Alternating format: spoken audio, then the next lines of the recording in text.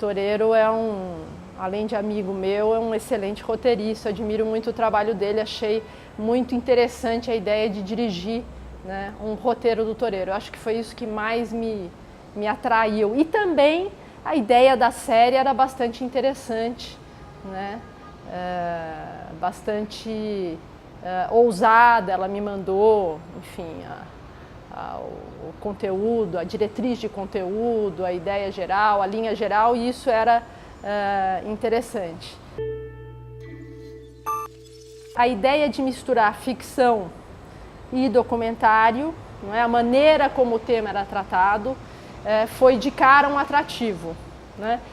Em seguida, evidentemente, eu li o roteiro. O segundo passo, ela me mandou o roteiro, e eu li, e o roteiro era muito perspicaz. Era um roteiro, o meu episódio, o consumismo, né, que acabou com o título O Consumismo e a Corda do Relógio, e o roteiro muito sutil, não é, um humor sofisticado, a junção, mais uma vez, da ficção com o conteúdo, não é, documental era muito bem alinhavada. Quer dizer, esses são os atrativos para um diretor, pelo menos do meu ponto de vista, é isso que me atrai num projeto.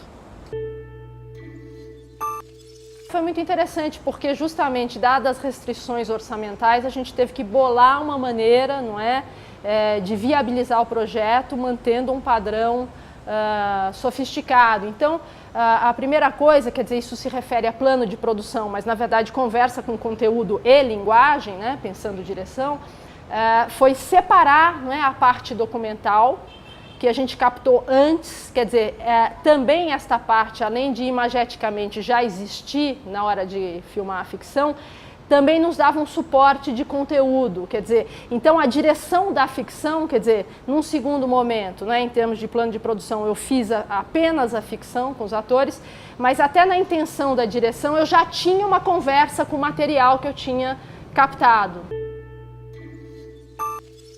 Elenco foi a partir dos personagens. Eu sempre penso assim, eu leio um personagem e passo a pensar, né, um ator.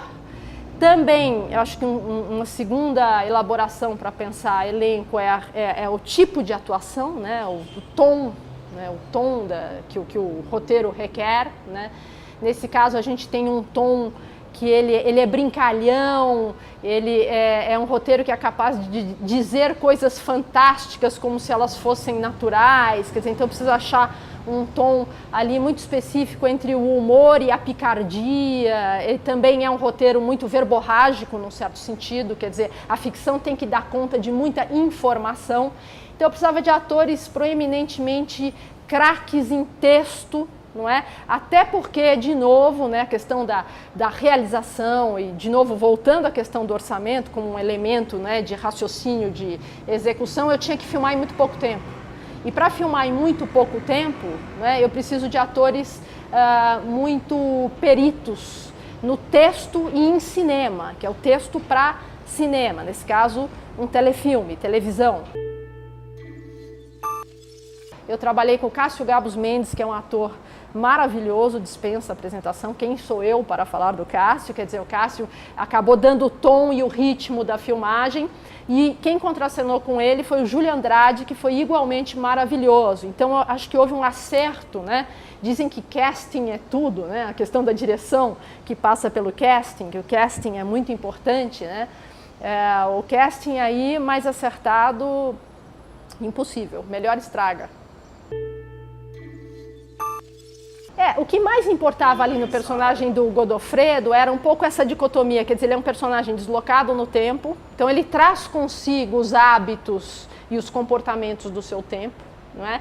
E o contraste entre esta persona, né, deslocada no tempo, e quem o atende, que é o relojoeiro, né? O meu filme se passa numa relojoaria, é um diálogo, né, dentro de uma relojoaria, e o contraste com o que é, digamos, contemporâneo, representado pelo personagem do Júlio Andrade, que era o Belchior. Godofredo era o Cássio Gabus Mendes, Belchior, um personagem atual, Júlio Andrade. Então a brincadeira era um pouco essa, né?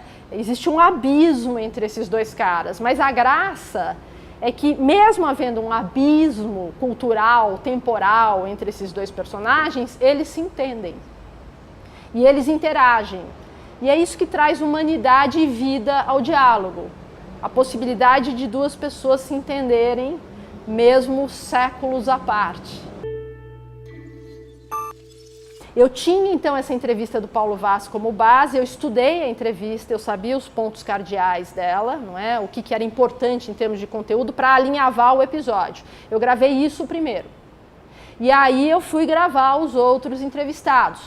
E eu fazia perguntas que às vezes não eram sequer as que estavam no roteiro. Eu fazia as do roteiro e algumas outras no sentido de estabelecer uma conversa entre estes pensadores, não é? E isso aconteceu.